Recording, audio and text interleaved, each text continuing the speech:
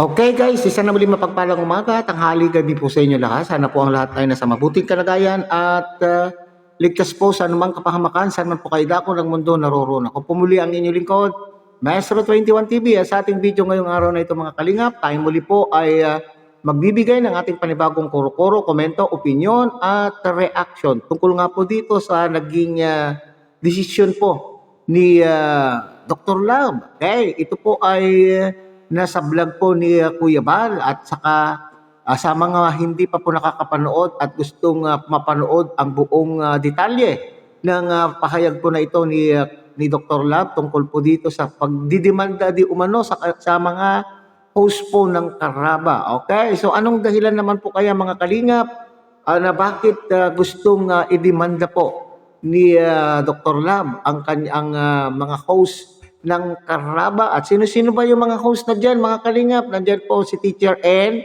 Gandang Emmy, Darlene Vlog, Kuya Noli, and siyempre nandyan din po yung ating kasamahan na si Miss Angie Di Vera Vlog. Okay? So mga kalingap, dito na naman po tayo sa salitang anong pangalan po yan? Demanda. Okay? So dito po sa social media ay madalas po natin na naririnig po ang salitang demanda. Demanda ng demanda, pero wala naman po tayong nababalitaan na nagpro-progress na demanda na nangyayari. Hindi po ba mga kalingap? So madalas ay nagkakademandahan po ang mga content creator, lalo na po itong mga reactor na nakakapagsalita ng hindi maganda sa pagkatao ng bawat kalaban po nila. So dito po sa social media, madalas takbuhan ng mga reactor na ito, ang mga content creator na ito, ang cyber department. Itong pagdedemanda, pareho naman po sila mga kalingap.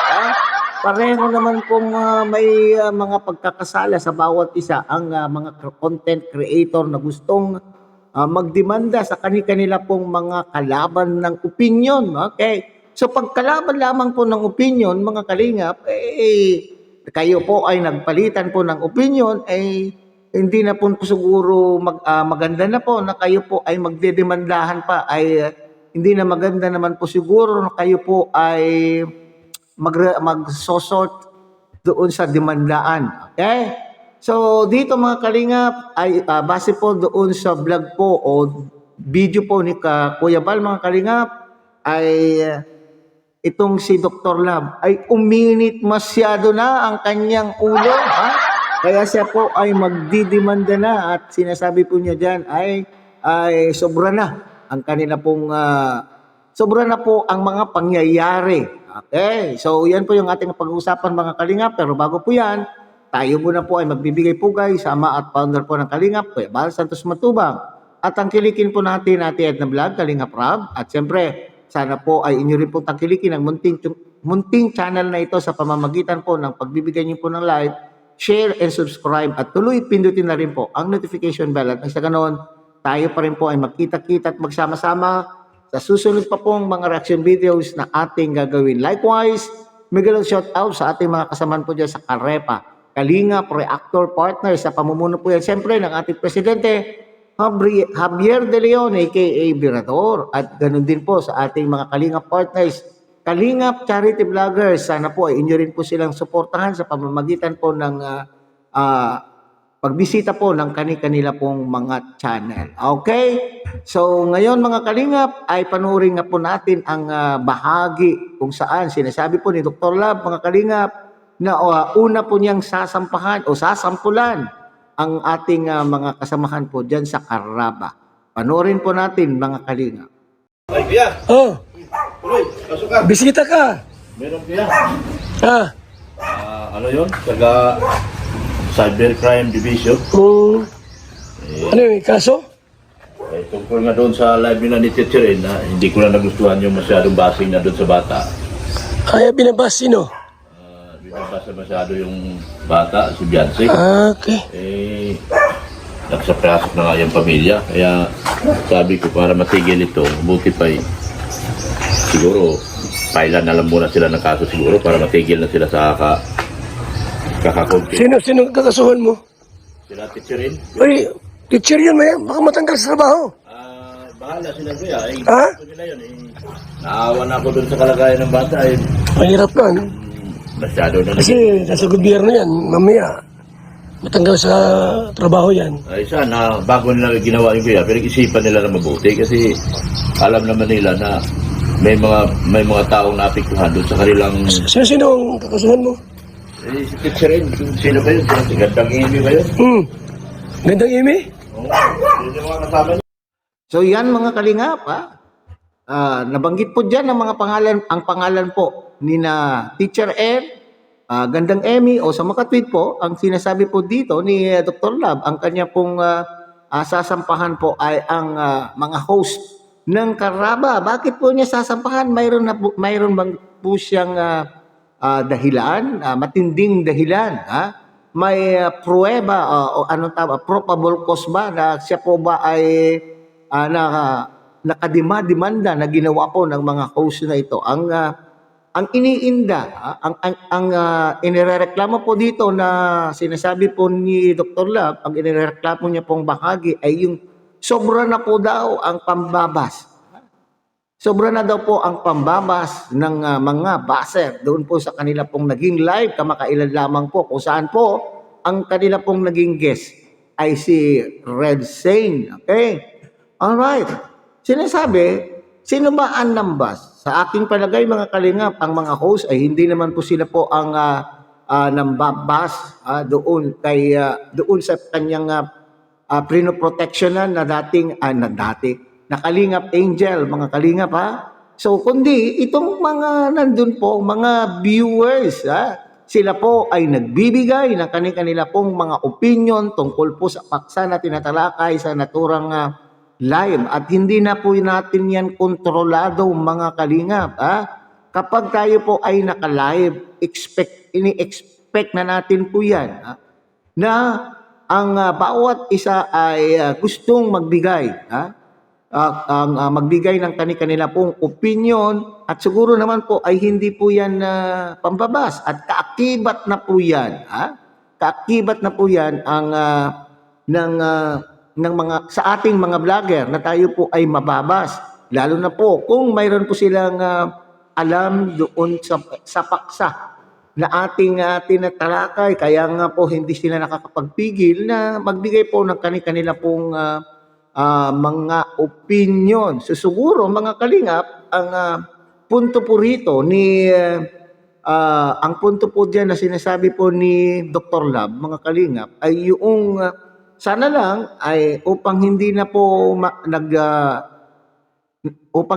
nabash itong dalaga, upang hindi na po nabash ang dalaga ay sana ay pinili yan. Kasi sinabi sana inisip nila, sabi po ni Dr. Lab, sana bago nila ginawa daw, bago nila isinagawa yung naturang live na yan, ay pinag-isipan po nila kung ito ba ay hindi mag-i-invite o hindi ba ito pagmumulan o hindi ba ito nakaka-trigger ng pambabas doon sa magkabilang panig. Okay, so hindi natin babanggitin mga kalingap sapagkat mayroon na pong rule o mayroon na pong announcement na hindi na po pwede po silang ipaksa. At dito, nagbabase siguro po itong si Dr. Lab na mayroon na pong announcement na sana po ay tigilan na pong ipaksa o itapik ang dalawa at nang sa ganon hindi na po magpapatuloy pa ang pambabas,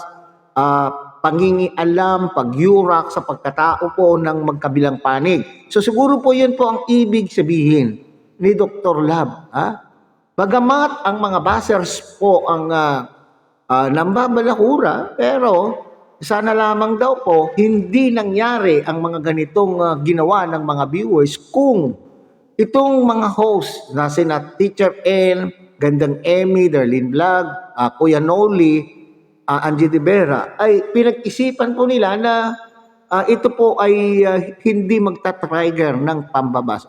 This is not inviting the live will not invite viewers na magbas po doon sa dalawa. Yun po siguro yung punto po dito mga kalingap ni Dr. Lab.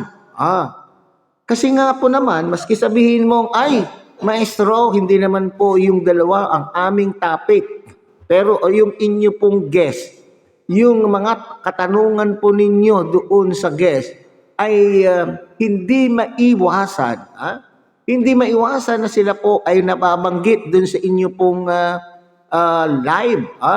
So sana siguro, yun po yung sinasabi po dito ni Dr. Lab na maski sabihin yung gustong-gusto nyong makuha ang punto po ni Red Saint tungkol po doon sa punto din na sinasabi po ni Kuya Bal na siya po ay under surveillance, under monitoring. Siya po ay under monitoring pero hindi po talaga natin maiwasan mga kalingap na hindi mabanggit yung tanong na hindi mabanggit yung dalawa na iniiwasan na pagmumulan po ng pambabas. Okay? Totoo kaya ito, Dr. Lab? Yung decision mo, tama lang din naman. Kasi nga itong si Kalinga Prab, ay yun din po yung kanyang kagustuhan. Sana ay huwag mo nang itapik ang dalawa. Kasi ayon po kay Kalinga Prab ay sobra na. Toxic na po yung mga pambabalakura po nila sa dalawa. Hindi lamang po dun sa lalaki, kundi pati na rin po sa babae. Okay, so may kanya-kanya po silang mga talagang mga baser na. So, talagang lumala na po ang pambabas na pati personal pong mga buhay ng bawat isa ay kinakalkal na, pinanghihimasukan na po ng mga basers. So yan po yung sinabi po ni Kalinga Prab sa kanya pong naging live kamakailan lamang po. At disappointed po siya. Nagpahayag po ng pagkadismaya itong si Kalinga Prab sa Karaba. Nabanggit po niya yan, mga Kalingap. Hindi tayo gumagawa-gawa po ng kwento na nabanggit po yung Karaba. Kasi ang akala daw po ni Kalinga Prab, ang Karaba po ay peacemaker. Pero bakit nangyari po ang hindi magandang pangyayari na dumami daw po ang mga nakitang mga komento doon na panghihimasok sa personal na buhay na po ng lalaki. At yun po sana yung ating pong tinitignan. Kaya nga po, bagamat alam ko, sumunod lamang po ang Karaba sa naging desisyon po ni Kuya Bal na paakyatin po ito sa Red Saint na at tanungin tungkol po doon sa mga bagay-bagay. Pero siguro, from the start, nag-compare notes po sila sa mga itatanong na question sa mga kalingap. Yung medyo makaiwas. Yung medyo makaiwas po siguro ng konti. Alright. So, tanong natin, totoo ba yan, Dr. Lab, yung desisyon? Kasi, ito ba ay desisyon na para tumahimik or pananakot? Pananakot ba ito, Dr. Lab? Kasi madalas po dito sa social media, parating pananakot, magdidemanda, pananakot doon po sa kanila pong kinaiinisan na reaktor o kalaban po nilang reaktor. Kasi para bagang hindi naman seryoso dito mga Dr. Lab. Bakit ang Cybercrime Division ang pupunta po sa iyo? Bakit yung police? Di ba pag ikaw ang magdidemanda, ikaw ang pumunta doon sa opisina po nila at ireklamo mo yung iyong at magreklamo doon sa iyong ilatag mo doon ang iyong complaint. Hindi, napakalakas mo naman. Napakalakas po naman. Talagang ikaw pa mismo, Dr. Lab, ikaw pa mismo ang pinuntahan po diyan sa iyong bahay upang kunin ang iyong reklamo po sa mga Karaba host. So, ito dito, mga kalingap, ay nagtatakat po tayo kung totoo nga ba o just for the content. Alam ko naman po ninyo, si Dr. Lab, magaling gumawa po ng issue for the content. So, napakalakas mo sa Cybercrime Division dahil ikaw pa po ang pinuntahan dyan sa iyong pamamahay upang kunin ang iyong reklamo para sa Karaba host. Okay? So sana lang, ito na po yung punto ito na po yung panahon. Marami nang nasabi, tungkol po sa dalawa at marami na pong pakiusap na itigil na po, harinawa, ito na po yung pinakahuli na mabibigyan po sila ng topic po saan ay humigil na rin po ang mga bashers sa pagsasalita laban sa bawat isa. So hanggang dito na lamang po tayo mga kalingap. Muli, tangkilikin po natin Kuya Bal Santos Matubang, Ate Edna Vlog, Kalingap Rab. At siyempre sana po inyo rin pong tangkilikin ang munting channel na ito sa pamamagitan po ng pagbibigay niyo po ng like, share, and subscribe. At tuloy pindutin na rin po ang notification bell. At sa karoon, tayo pa rin po ay magkita-kita at magsama-sama sa susunod pa pong mga reaction videos na ating gagawin. Muli, isang mapagpalang umaga, tanghali, gabi po sa inyo lahat. Mabuhay po kayo at God bless everyone.